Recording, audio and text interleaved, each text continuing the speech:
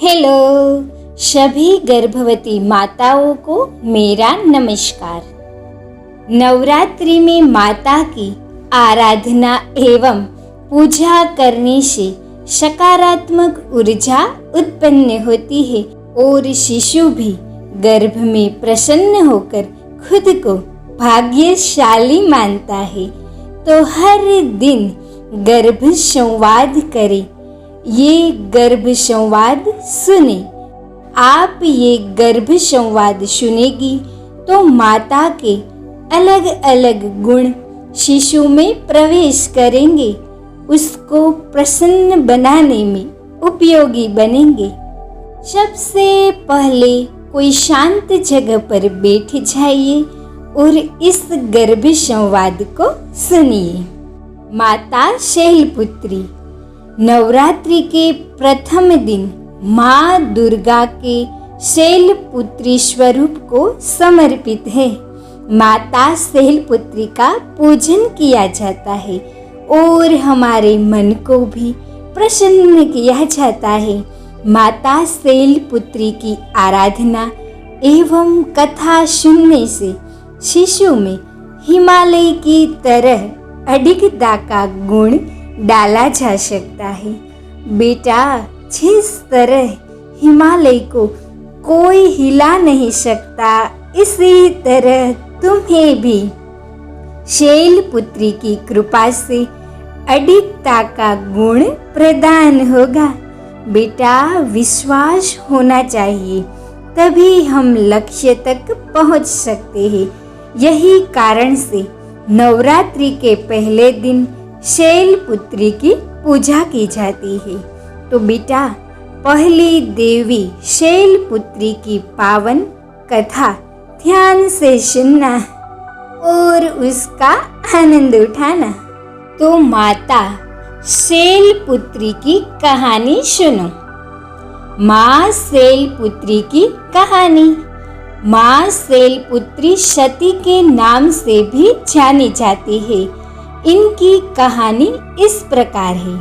एक बार प्रजापति दक्ष ने यज्ञ करवाने का फैसला किया। इसके लिए उन्होंने सभी देवी देवताओं को निमंत्रण भेज दिया, लेकिन भगवान शिव को निमंत्रण नहीं भेजा। देवी सती भली भांति जानती थी कि उनके पास निमंत्रण आएगा, लेकिन ऐसा नहीं हुआ। वो उस यज्ञ में जाने के लिए बहुत बेचैन थी, लेकिन भगवान शिव ने मना कर दिया। उन्होंने कहा कि यज्ञ में जाने के लिए उनके पास कोई भी निमंत्रण नहीं आया है और इसीलिए वहां जाना उचित नहीं है। सती नहीं मानी और बार बार यज्ञ में जाने का आग्रह करती रही। सती के ना मानने की वजह से शिव को उनकी बात माननी पड़ी और अनुमति दे दी। सती जब अपने पिता प्रजापति दक्ष के यहाँ पहुंची तो देखा कि कोई भी उनसे आदर और प्रेम के साथ बातचीत नहीं कर रहा है। सारे लोग मुंह फेरे हुए हैं और सिर्फ उनकी माता ने स्नेह से उन्हें गले लगाया। उनकी बाकी बहनें उनका उपहास उड़ा रही थी और सती के पति भगवान शिव को भी तिरस्कृत कर रही थी। स्वयं दक्ष ने भी अपमान करने का मौका नहीं छोड़ा। ऐसा व्यवहार देखकर सती बहुत दुखी हो गई। अपना और अपने पति का अपमान उनसे सहन नहीं हुआ और फिर अगले ही पल उन्होंने वो कदम उठाया जिसकी कल्पना स्वयं दक्ष ने भी नहीं की होगी। सती ने उसी यज्ञ की अग्नि में खुद को स्वाहा कर अपना प्राण त्याग दिया। भगवान शिव को जैसे ही इसके बारे में पता चला तो वो दुखी हो गए। दुख और गुस्सों की ज्वाला में जलते हुए शिव ने उस यज्ञ को ध्वस्त कर दिया। इसी सती ने फिर हिमालय के यहाँ जन्म लिया और वहाँ जन्म देने की वजह से इनका नाम शैलपुत्री पड़ा। शैलपुत्री का नाम पार्वती भी है। इनका विवाह भगवान शिव से हुआ।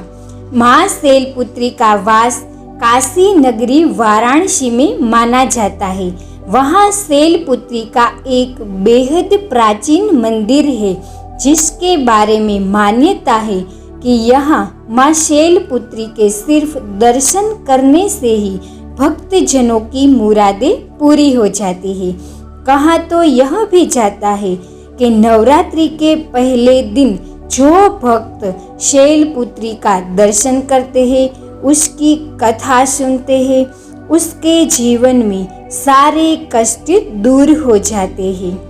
माँ शैलपुत्री का वाहन वृषभ है, इसीलिए इन्हें वृषारूढ़ा भी कहा जाता है।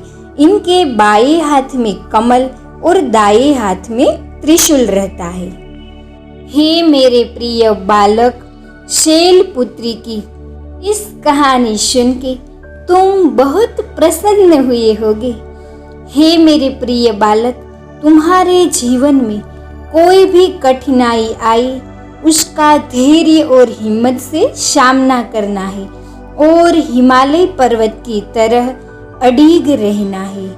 माँ शैलपुत्री को नमस्कार है। माता शैलपुत्री को बार बार नमस्कार है। हे माँ, मेरे शिशु को सर्व गुणों से परिपूर्ण बनाना और उसमें अडगता का गुण अवश्य डालना। माता शैलपुत्री की इस तरह से स्तुति भी कर सकते हैं। ये मंत्र का जाप इस दिन के दौरान आप 108 बार भी कर सकती है।